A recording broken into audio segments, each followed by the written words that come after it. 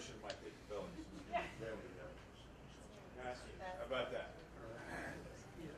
All right, very good. I apologize for starting a few minutes late. Just want to get people in. My name is Bruce Walker. I'm the Deputy County Executive for Putnam. I was also the chair for this task force, and this evening what we're doing is reviewing what will be and what has already been submitted today to the Physical Services Committee of the Legislature. So recognize that anything that I talk about today has not been authorized by the legislature. I submitted the paperwork today, and the meeting is on the 15th, so another public meeting that you have the opportunity to attend. At that meeting, obviously, we'll have a lot of discussion, debate, and then from there, it'll have to actually go to the full legislature for any approval for any of the funding, which I've included in here. And obviously, some of this will change because we're doing quite a bit of work in the meantime to move forward. So just want to reiterate for everybody, if there's anybody new here, what the mission of this was.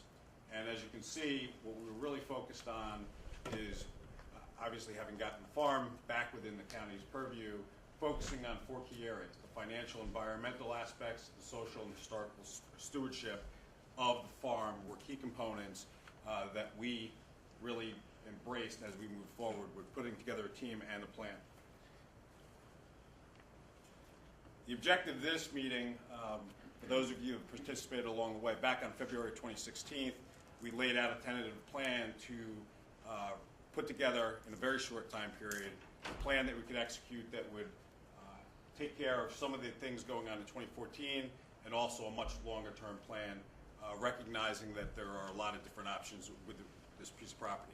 So at that meeting I committed that before we went to the physical services portion of the legislature, that I would come back and kind of do a readout, if you will, to let people understand where we were going and what was going to be presented to physical services.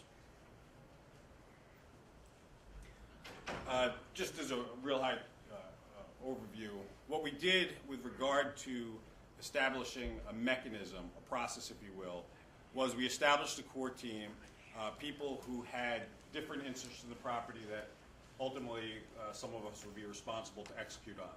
So we developed a core team, and you can see the members of the core team, both from the administration and the legislature, as well as a number of other people who were able to participate and add different value to the process. In addition to the core team, what we did was we developed subcommittees. The subcommittees were focused on specific areas. We designated the chair of those subcommittees, and the purpose was to use those subcommittees to feed back information to the core team. And so the subcommittees, depending on which subcommittee it was and how rigorous it was done, at the public hearings that we had, which will actually be on the next slide, we broke up into some of these subcommittees. On other meetings where we got the core team and the subcommittees together, we basically gathered all the information that was being fed into those subcommittees. In addition, we solicited very early on the volunteers from the public to participate in this through those subcommittees and also through the website that we established very early on. And so all of that information was used in this process and gathered and put together. In what was submitted to the legislature, we had a compilation of the notes and the meeting notes that were had at each one of the meetings. So how did we get here? I indicated earlier that we started on February 26th. This is the schedule that we had followed. We tentatively laid out a schedule on the 26th. We held to that schedule, and the real purpose of holding to that schedule was recognizing that the farm is a viable space within the county, and we wanted to do as much as we could in the 2014 year to make it open to the public and really stay tied to those 4 criteria that I earlier indicated. So you can see we're basically down at the last 2 pieces here, May 8th and May 15th. As I mentioned earlier, we'll be going in on the 15th based on the submittal that we made today. And I'm going to go over the high points of that submittal. The submittal does have some more detail in it, really to provide the legislature and the legislators the opportunity to go through some more of the detail. So the goals. One of the things that when we started putting the plan together was really to understand in kind of manageable buckets, if you will, what were the goals that were articulated throughout the process.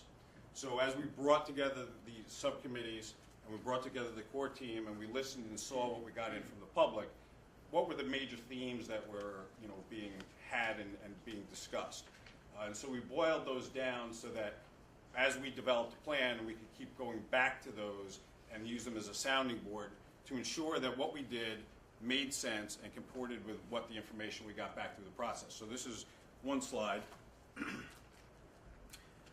And then we've got the continuation of that.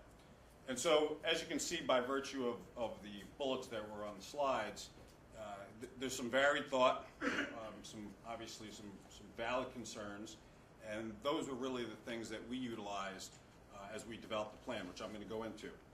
And basically the way this presentation set up and the way we submitted our proposal to the legislature was a phase 1 and phase 2 approach. The phase 1 was really the immediate things that we could do, focused on trying to make the farm as viable as we could, and then the phase 2 has a bit more loftier long-term goals, and you'll see that as we walk through.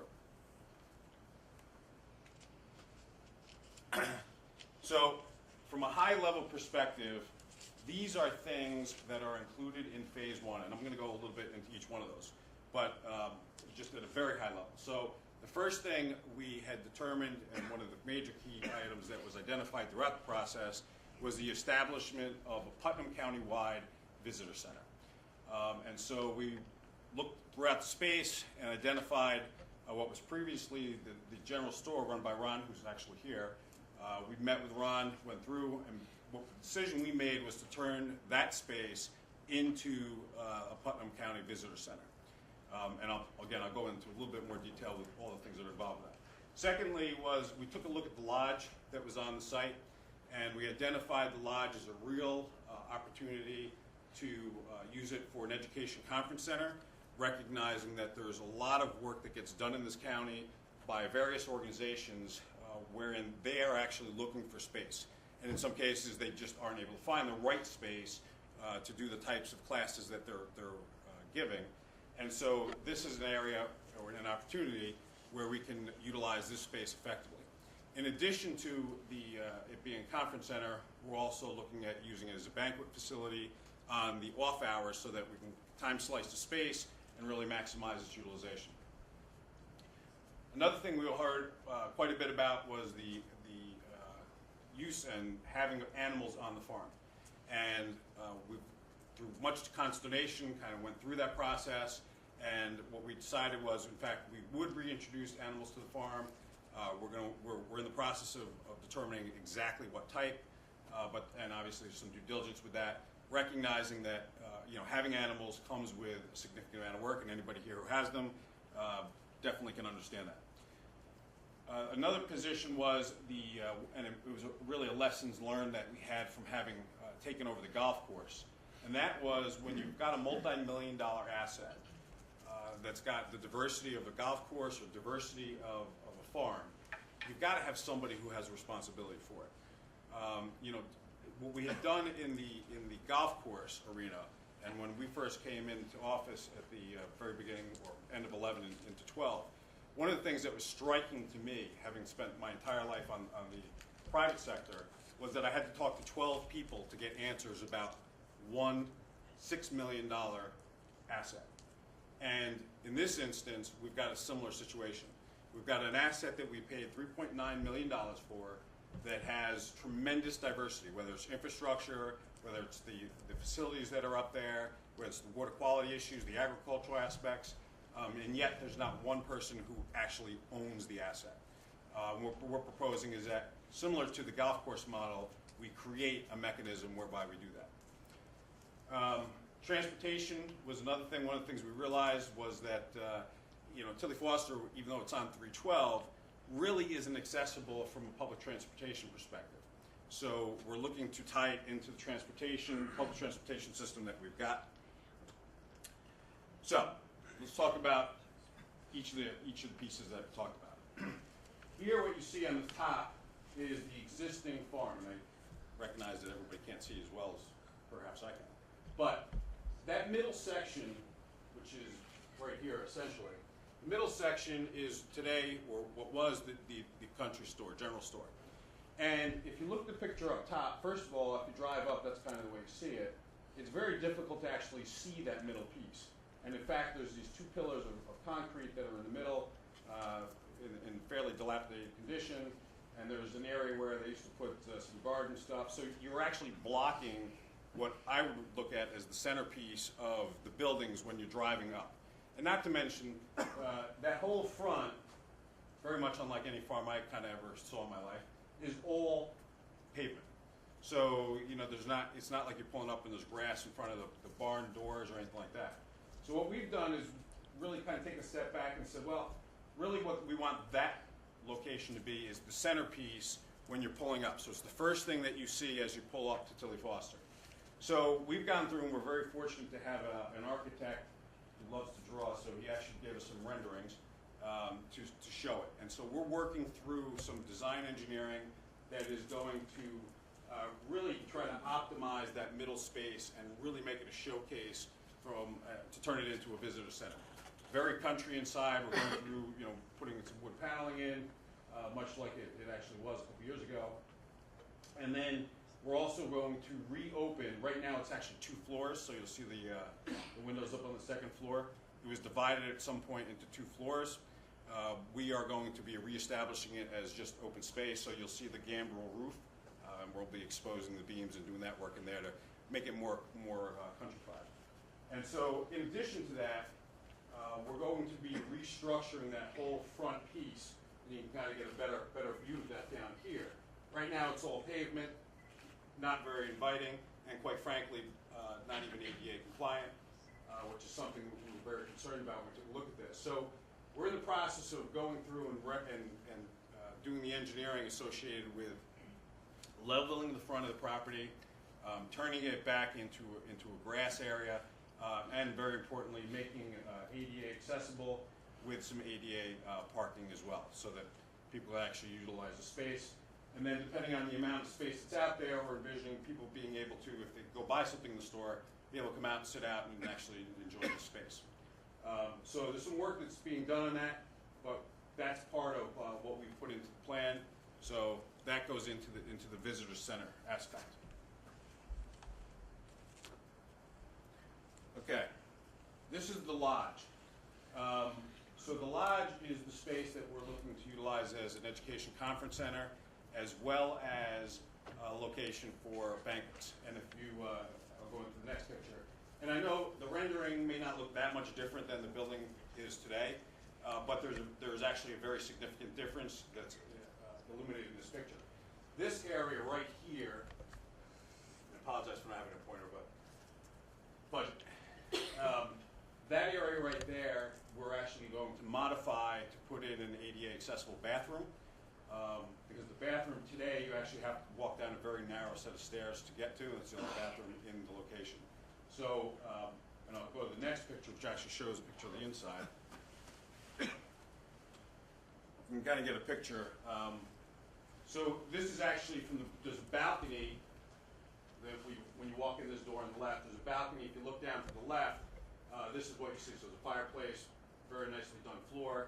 That door in the corner is actually the hallway down into the bathroom. So one of the major modifications we're going to have to make to this building is to make it ADA accessible, one, from the outside, and then make a ADA accessible bathroom on the inside. In addition, this facility has a kitchen that requires basically a complete overhaul. Most of the equipment in it is not usable. So we are going to be utilizing some of the equipment that we've actually got within the county already, but we're actually doing a layout plan for the kitchen that would enable us to then use this as the banquet facility and obviously as a conference center for people that actually need food. So you've got some ADA accessibility issues, you've got the kitchen and the bathroom that we're going to be working on here. And then one of the components of this that's important is also the septic system associated with this building. So one of the problems that has existed in the past with that building is it was not, the septic didn't facilitate utilizing that space with a significant amount of people. That being said, we've done some preliminary engineering calculations working with Dr. Beal's group and our Board of Health and our Commissioner of Highway Facilities, who happens to be a professional engineer. And they've gone through and come up with a number of different solutions, so we've got to land on one, obviously, for putting in a septic system. And the septic system, because of the way the land actually sits, may have to come up with some different solutions that aren't completely the most traditional way.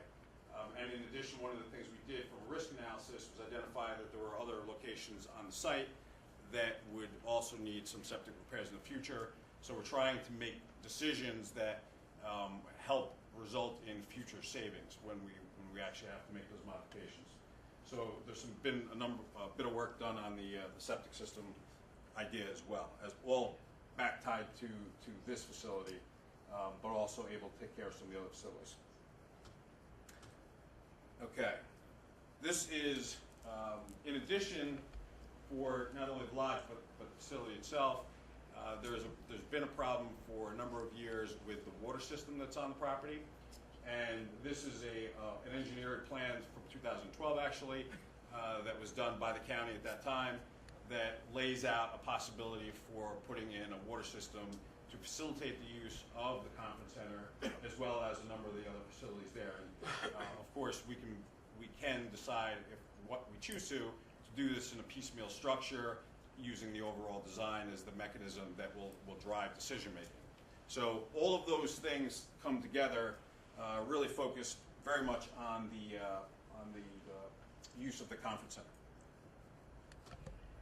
And this is actually just the what I call the electrical schematic, but it's for water actually. So this is the water schematic for that system that I just gave you, if anybody's interested. Okay.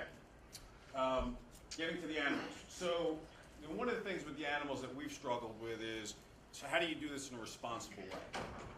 Because you just don't put animals on the farm and then just walk away from them.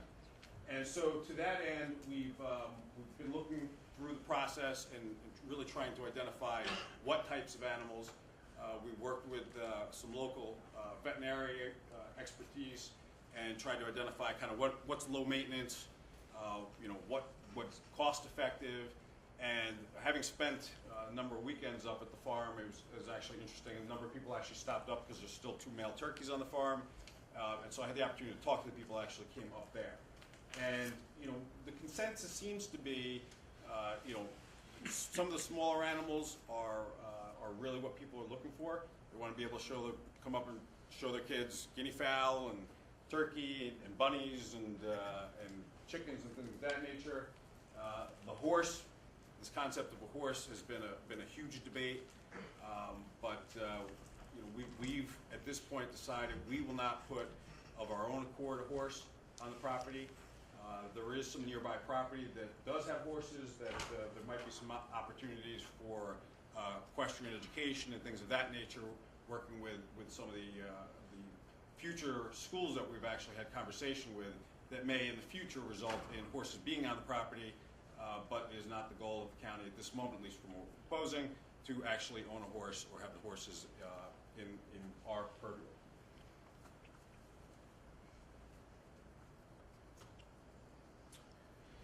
Okay, this is a project that's actually pretty important to the property on an overall basis, and this involves a dam that was blown. It's got some damage. Here's a close-up of the dam where actually the damage is. So it's an earthen dam that has had a culvert. There's a culvert that runs this way underneath. The culvert has collapsed, wherein it's actually going through and undermining that dam, which is why the dam, as you see in the picture there, is significantly below the level it should be at in order, if in fact that dam was working properly. So one of the things we've gone through is some of the engineering involved with reestablishing that dam and then putting the pond, semi-lake, if you will, back up to where it should be.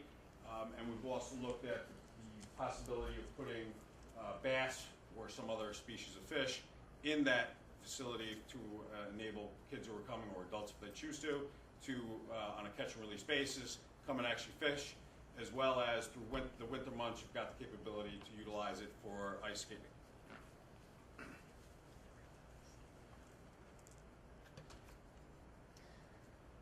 Transportation system.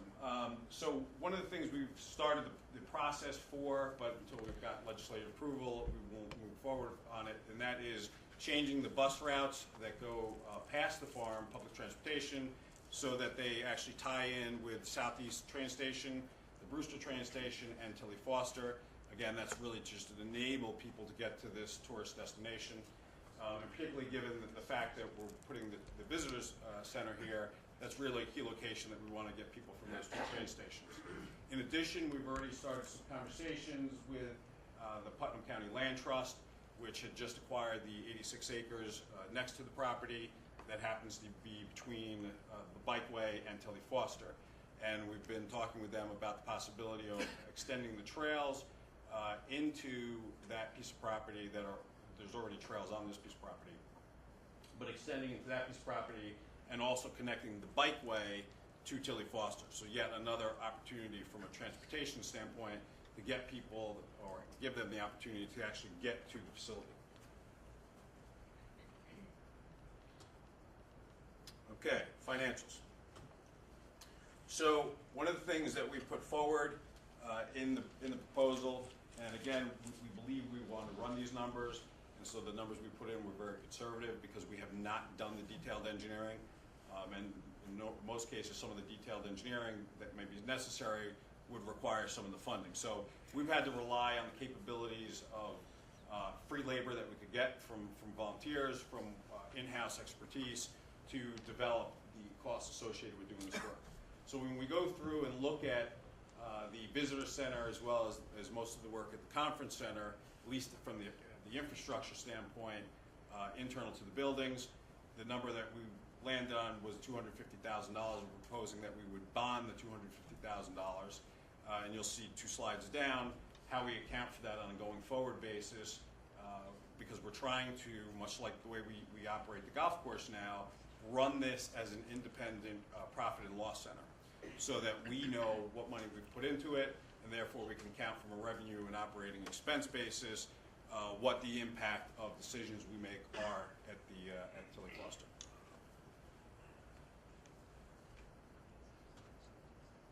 Okay. The 3 major infrastructure, and again, we've done very preliminary engineering on this, enough to get us to a point where we could come to a number and at least be comfortable with that number, recognizing we think we will come in below these numbers. However, we've got three separate resolutions that went into the legislature looking to utilize what we call WQIP funds, or water quality funds.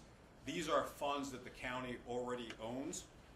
They've been sitting in a bank account for a while. They were part of the $30 million that the county received as part of the agreement with the DEP through the MOA process, and we've got this money allocated to be able to be used for these type of items. We've got to get a approval from the parties that were involved with that original agreement, so we would have to issue a right of objection letter. Again, we can't do that until we've got authorization from the legislature to actually do that. But if we get the go-ahead to do that, we've got to issue the right of objection. There's a period, about 45 days, after which we can then use the money. So it doesn't require us to go bond this money, but nonetheless, it is real cash.